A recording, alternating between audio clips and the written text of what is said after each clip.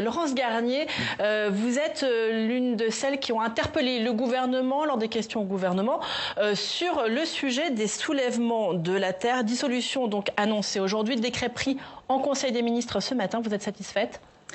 C'est une première étape qui me paraît indispensable pour envoyer un signal fort à ces activistes qui assument de transgresser nos lois.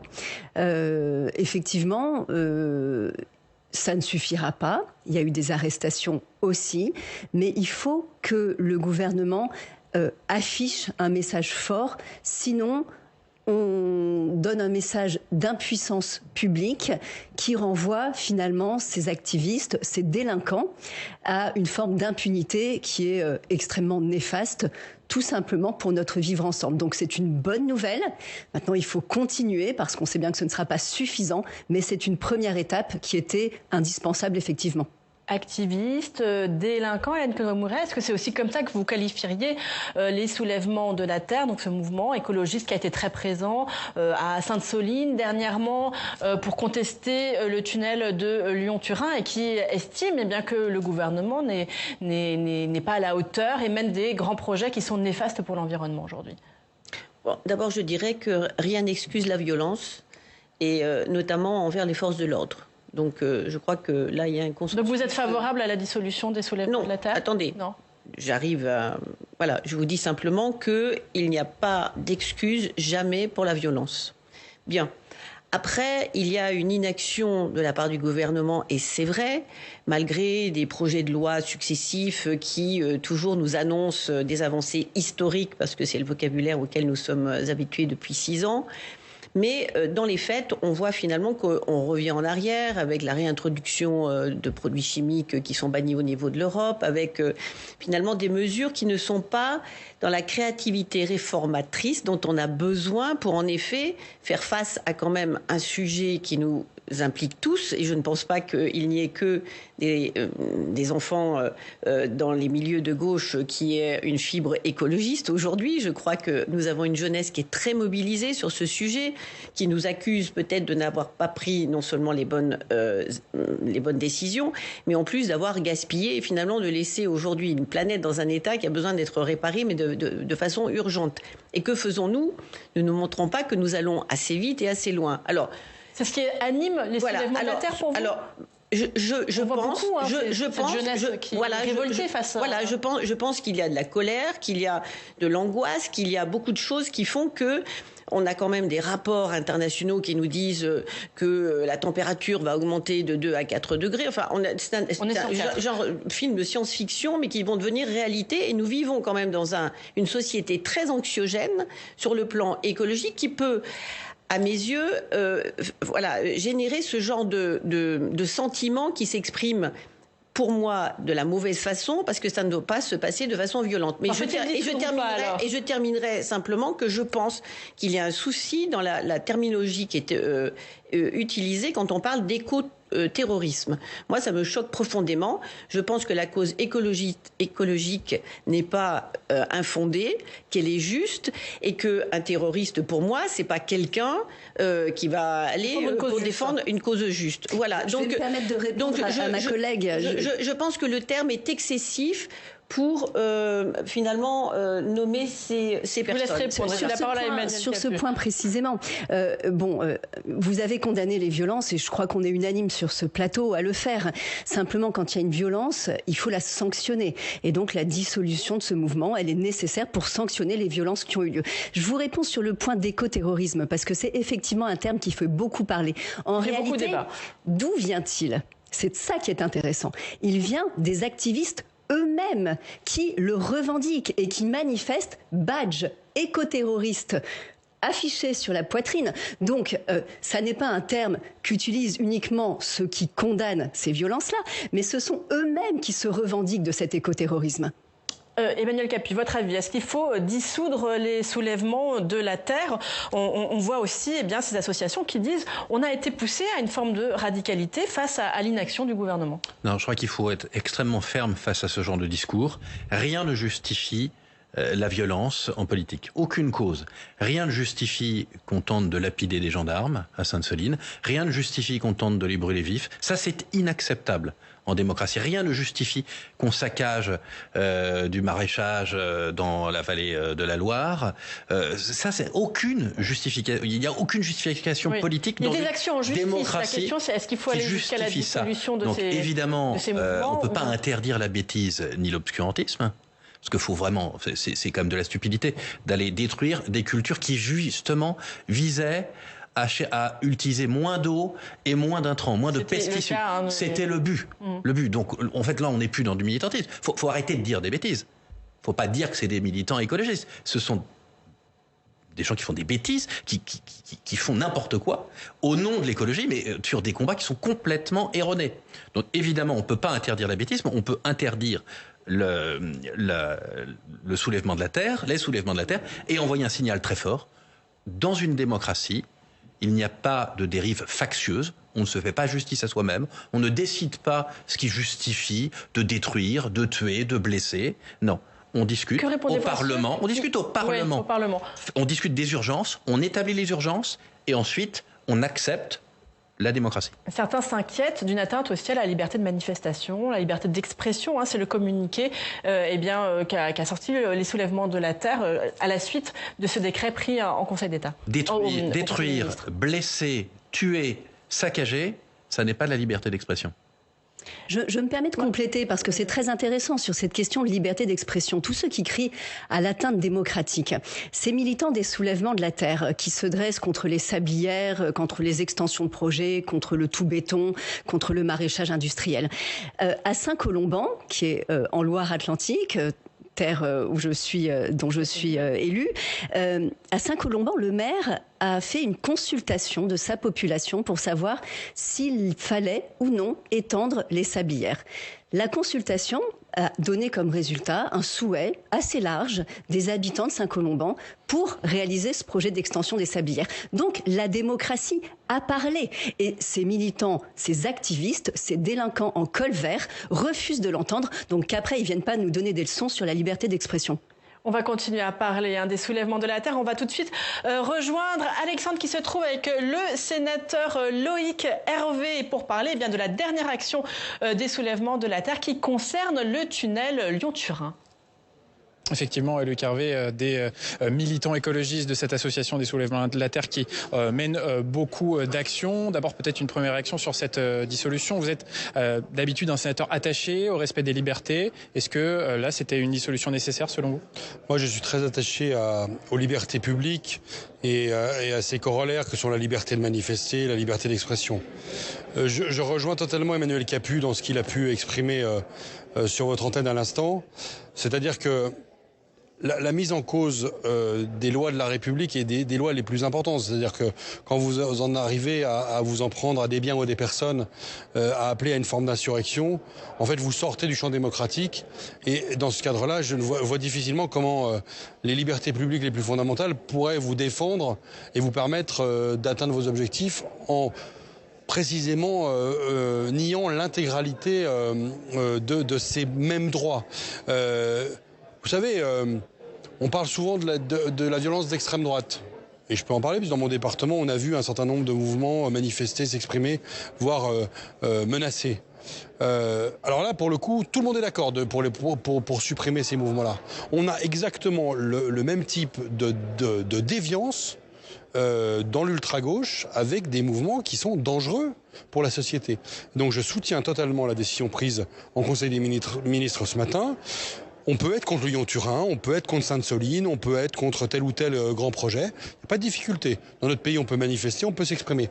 En revanche, en venir à des atteintes qui sont des atteintes physiques, à des biens, à des personnes, aux institutions démocratiques, aux forces de l'ordre, c'est inadmissible et c'est normal que le gouvernement, au nom de la société, prenne des mesures de prévention. Donc ce qui s'est passé à Lyon-Turin, de la part de ces militants, c'est acceptable ou pas? Alors je ne vais pas mettre tout le monde dans le même sac, puisque moi, étant moi-même un grand défenseur de cette infrastructure européenne, je souligne quand même au passage qu'on arrivera à avoir en France des écologistes qui sont contre le train, mais contre les camions sur les trains, préférant qu'un million de camions traversent les Alpes et cause des difficultés environnementales absolument majeures dans nos vallées alpines et dénoncent, ces militants-là, une infrastructure qui est de salut public. Mais ils ont le droit d'être contre. Et pour une très grande partie d'entre eux, ils ont manifesté, ils se sont exprimés. Ils ont même pu manifester, s'exprimer dans une manifestation interdite. En revanche, tous ceux qui ont pris des initiatives qui sont des initiatives violentes, eh bien ceux-là, ils doivent être combattus avec une non moins grande violence, parce que dans une démocratie, la liberté d'expression ne doit pas tout permettre. Est-ce qu'il n'y a pas, pour conclure, un deux poids deux mesures quand des agriculteurs font des manifestations qui peuvent être violentes, et pourtant on ne dissout pas des syndicats agricoles? Non, mais enfin, c'est assez rarement à l'initiative des syndicats agricoles ou des grands syndicats agricoles qu'on peut connaître, avec lesquels, évidemment, ici au Sénat, on échange régulièrement, que ce type d'action a lieu. Même sur le Tour de France, vous savez, la Confédération paysanne, la FNSEA, ils ont des actions coup de poing qui sont là pour appeler l'attention de l'opinion. Et en même temps, l'organisation même du Tour de France, les élus, les préfets font en sorte que cette expression puisse aussi trouver un cadre beaucoup plus démocratique, beaucoup plus acceptable. Donc non, il n'y a pas lieu en France de dissoudre des organisations syndicales. Et d'ailleurs, je n'ai pas souvenir qu'ils aient atteint, en tout cas dans un souvenir récent, qu'ils aient atteint ce niveau de violence qu'on peut connaître dans les différents événements qui ont été évoqués récemment sur votre plateau. Merci beaucoup, Loïc Hervé, pour votre réaction. Merci beaucoup Alexandre. Autre temps fort de cette séance de questions au gouvernement, eh bien une suite de questions qui ont été consacrées aux assises des finances publiques. Vous en avez posé une. Emmanuel Capus, votre collègue, Katia Poursopoli, a également interpellé le ministre Gabriel Attal. On écoute cet échange tout à l'heure dans l'hémicycle. Vous êtes incapables de travailler avec les collectivités territoriales sur des sujets qui affectent leur quotidien, y compris de dialoguer avec celles et ceux qui chaque jour sont sur le terrain. Je parle des élus locaux. Nous avons reçu les associations d'élus. Il y a eu 3 réunions encore dans les semaines récentes au niveau technique. Nous les avons reçues au niveau ministériel. Nous allons continuer à avancer avec elles, avec un objectif, avancer ensemble au service du pays et encore une fois des investissements que nous aurons à faire pour la transition écologique et une méthode, celle de la confiance. Je vous remercie. Emmanuel Capus, vous l'avez dit lors de votre question, la politique de chèque ne se justifie plus. Vous applaudissez la fin du quoi qu'il en coûte, mais qu'elle doit être la part d'effort des collectivités, puisque le gouvernement a été plusieurs fois interpellé sur ce sujet en particulier. Oui, c'était le sens de ma question. J'ai salué le fait qu'après les périodes où il fallait mettre de l'argent public pour protéger contre les crises sanitaires et contre l'inflation, il fallait mettre de l'argent. Maintenant, le quoi qu'il en coûte, c'est terminé. Le gouvernement a annoncé 10 milliards d'économies, c'est très bien. Ce sur quoi je voulais attirer l'attention du gouvernement, c'est sur le fait que les collectivités publiques, elles ont déjà pas mal mis la main à la poche.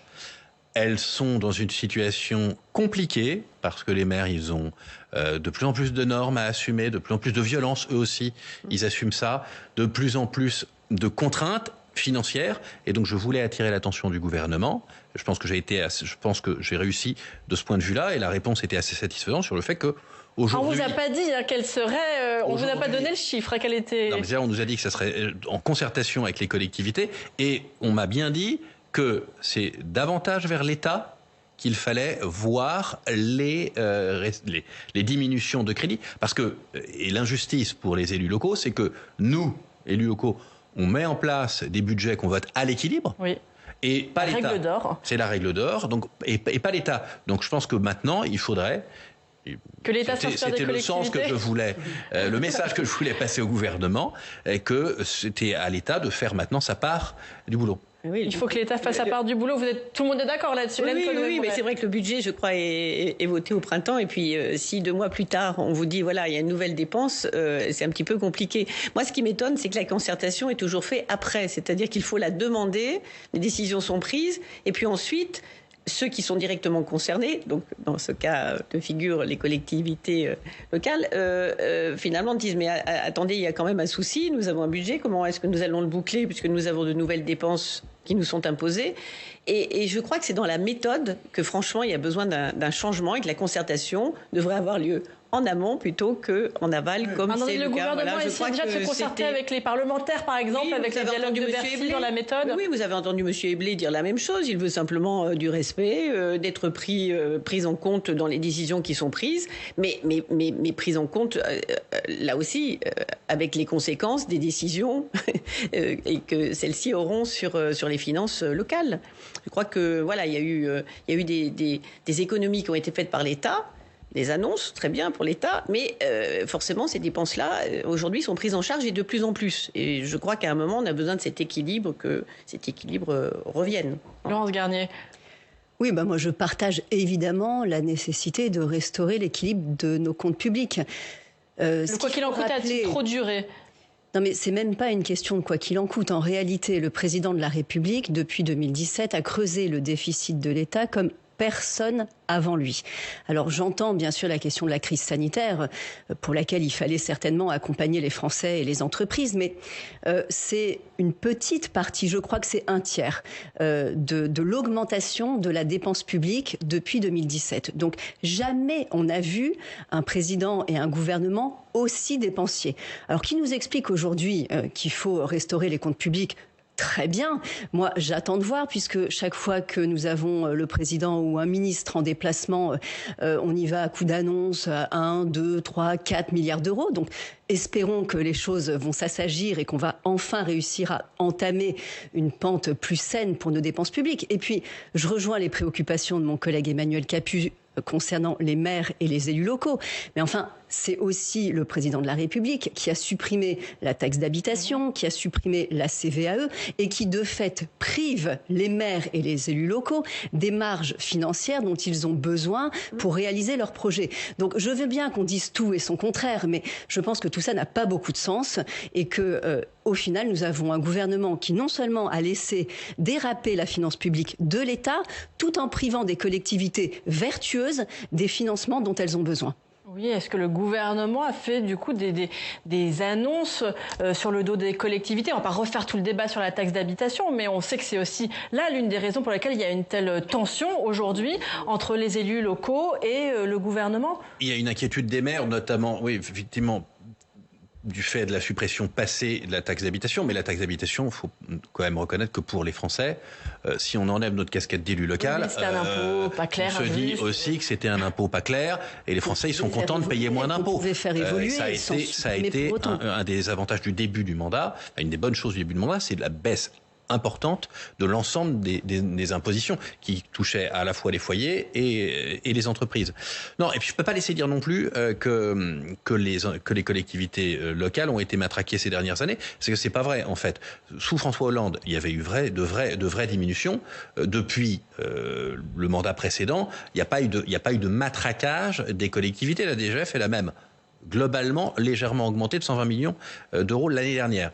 Le message que je voulais passer, c'est attention, aujourd'hui les élus sont inquiets, ils sont attaqués sur plein de sujets, je l'ai dit, ils ont vraiment besoin de protection, ils ont besoin de protection contre les violences sur Internet, ils sont en première ligne, ne leur rajoutons pas une difficulté financière, et mon collègue a raison, si on peut aussi les prévenir à l'avance, des difficultés financières, enfin pas des difficultés, mais des modifications qu'il pourrait y avoir. Il faut prévenir. Non, je parle de façon générale. Puisqu'on parle, le sujet c'était la loi de programmation des finances publiques que nous avons votée au Sénat et c'est ce que Gérard Longuet a dit. Quand est-ce qu'elle arrive ? Et a priori, la Première ministre nous a annoncé qu'elle viendrait en septembre.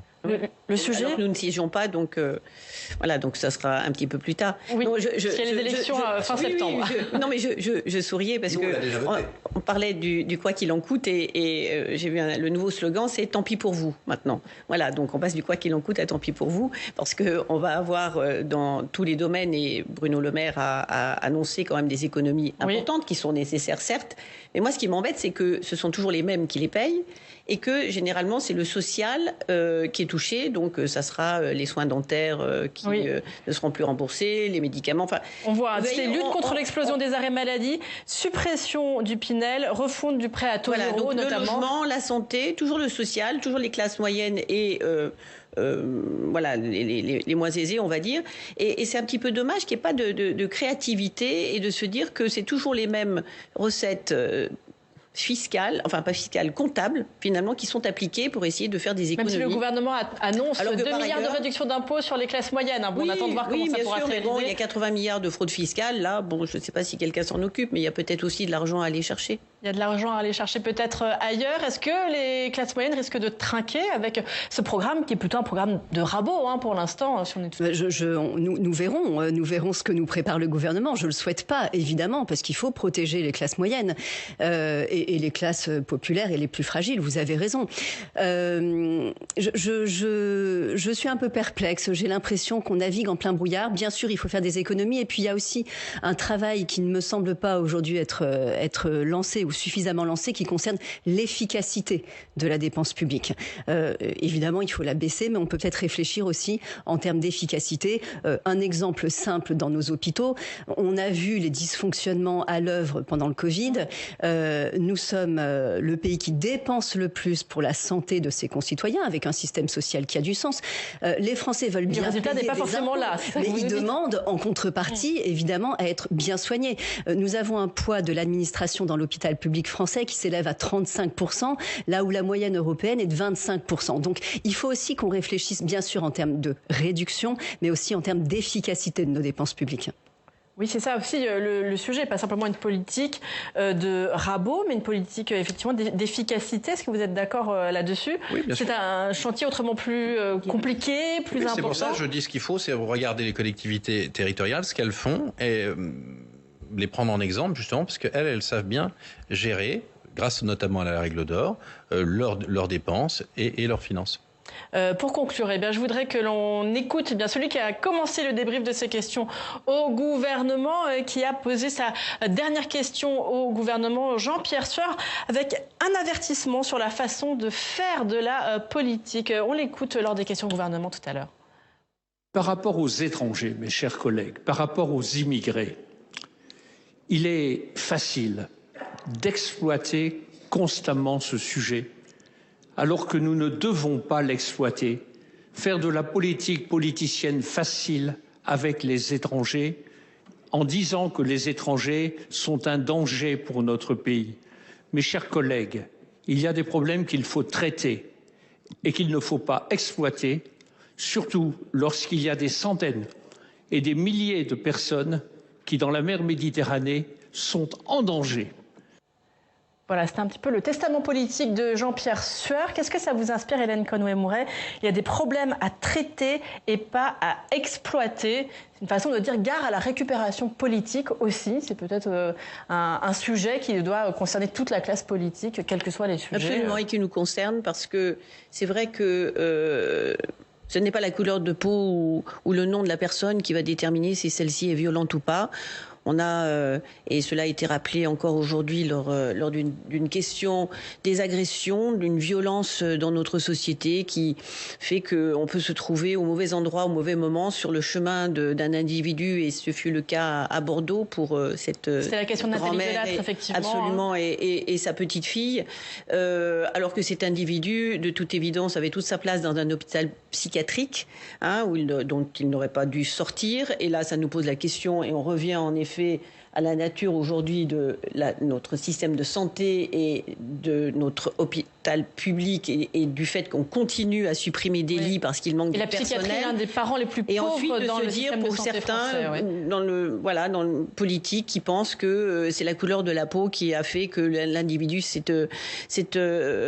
comporté comme cela. Je trouve que c'est déplorable. Donc il faut faire attention, en effet. Et puis là, j'ai trouvé qu'il y avait énormément d'humanité. J'ai trouvé sa question émouvante. C'est vrai qu'il y a des gens qui aujourd'hui fuient leur pays, non pas parce qu'ils n'aiment pas leur pays, pays, c'est parce que leur pays ne leur donne aucun espoir de vie, parce qu'ils ont faim, parce que le dérèglement climatique, parce que le pays est en guerre, parce que plein de choses, et ces gens sont forcés de fuir et se retrouvent entre les mains, enfin ce qui se passe en Libye aujourd'hui, et pardon, je suis moins branchée sur les collectivités territoriales, moi je suis plutôt branchée sur l'international, vous l'aurez compris, c'est ma circonscription, mais il y a des marchés d'esclaves en Libye aujourd'hui, où on vend des êtres humains, et ces êtres humains qui ensuite sont mis sur des bateaux pour traverser et qui ensuite périssent. Enfin, je crois qu'il nous faut un peu d'humanité pour essayer de se demander collectivement que pouvons-nous faire pour faire qu'il n'ait pas l'obligation de fuir leur pays, pouvoir intervenir de différentes façons par le biais de développement, de politique, et ainsi de suite. Enfin, il y a plein de choses que nous pouvons faire sans envoyer forcément des militaires sur place. Donc voilà, je pense que c'était un appel pardon, de la part de Jean-Pierre Sueur à avoir un peu plus d'humanité et surtout de faire attention en effet que cette récupération est trop facile et que dans la société aujourd'hui la violence s'exprime partout, hein, le harcèlement à l'école, les violences conjugales, enfin voilà, qu'on peut aussi essayer d'apaiser et de ne pas attiser et de monter les uns contre les autres. Gare à la récupération politique. On a entendu aussi, hein, puisque vous y avez fait référence, on a entendu la famille notamment de cette grand-mère et de cette petite fille qui ont été agressées à Bordeaux dire il est parfaitement indécent de se servir de ce fait divers pour évoquer une origine ethnique ou de justifier des réformes pénales ou migratoires. Qu'est-ce que ça vous inspire, Laurence Garnier? Parce qu'il y a eu notamment des voix à droite, surtout à l'extrême droite, qui se sont exprimées et qui ont utilisé notamment cette vidéo. Est-ce que c'est normal? Même le président du groupe Les Républicains, Bruno Retailleau. Non, mais si vous voulez, je crois qu'on vit dans une société qui est complexe. Donc il est absurde de laisser penser aux Français, comme le fait l'extrême gauche, que tout est de la faute des riches, tout comme il est parfaitement absurde de laisser penser aux Français, comme le fait l'extrême droite, que tout est de la faute de l'immigration. Ça, c'est une première chose. En l'occurrence, cette personne est française, donc comme l'a dit ma collègue, arrêtée plusieurs fois pour des actes similaires, n'avait rien à faire dans la rue et aurait dû être dans un hôpital psychiatrique. Point à la ligne. Il n'y a pas d'autre élément à fournir que celui-là. En revanche, moi, je défends le droit pour les politiques d'évoquer les problèmes de société qui se posent, de tous les évoquer, sans qu'on parle à chaque fois de récupération politique, ce qui est un mantra bien pratique pour éviter le débat. Non, je crois qu'il faut qu'on pose les sujets, qu'on pose les diagnostics pour tenter d'y apporter des solutions. On n'aura pas forcément tous les mêmes avis, mais si on brandit la récupération politique à chaque fois qu'un problème se pose, on est à peu près sûr de ne pas réussir à répondre aux attentes des Français. On ne peut pas être dans le commentaire, dire qu'on est au mauvais endroit au mauvais moment. Pardonnez-moi, mais ça relève du commentaire. Nous, on est dans l'action politique. L'adjointe à la maire de Bordeaux qui dit bah oui, c'est pas de chance, ça arrive à tout le monde, c'est pas entendable. Allez, quelques secondes, désolé Emmanuel Capu, hein, sur ce sujet. Car on est tous scandalisés, évidemment. On est tous soit père, soit fils. Donc on s'identifie totalement à cette grand-mère et à cette petite fille. On est tous scandalisés. C'est vrai que ça pose un vrai problème. Cet énergumène, normalement, devrait pas être dans la rue. Alors je sais pas s'il devrait être dans un centre de santé mentale ou en prison, parce que j'ai lu qu'il avait 15 condamnations à son casier. Et donc la psychiatrie n'excuse pas tout non plus. Ce qui est certain, c'est qu'il n'avait pas à se trouver là